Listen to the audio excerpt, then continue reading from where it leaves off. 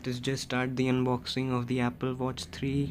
It is the base variant of the watch that starts from $199, that is 19,000 Indian rupees. So let's just remove the lid, and there's the watch.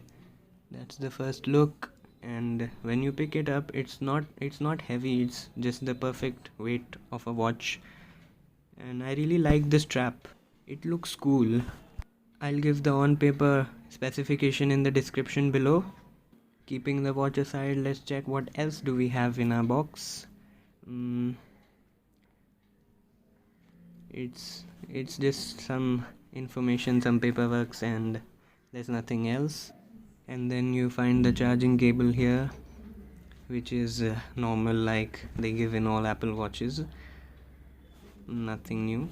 And today you get the Apple Watch 5 in $399, which in Indian rupees starts from 40,000 approximately, which is double the price, obviously. Let's get back to the watch, and it's comfortable to wear.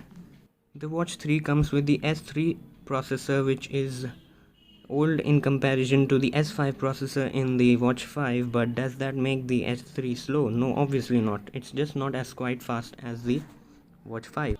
And you won't find any differences between these two watches when you use them side by side. Apple gives a lot of certification that their watches are splash proof, swim proof, surf proof, and they really are.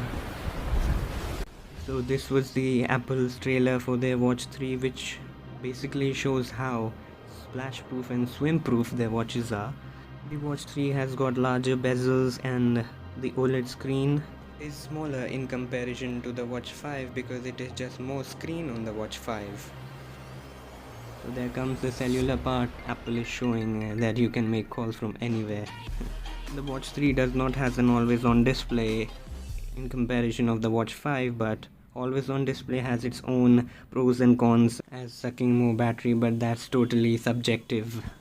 As it is, you are getting a longer battery life in the Watch 3 because it does not support the always on display feature. You get the Bluetooth 4.2 in the Watch 3. The Watch 5 has an amazing haptic feedback, and it feels good when you use it, while the Watch 3 has no such haptic feedback. It's not a quite big difference, just a subjective thing.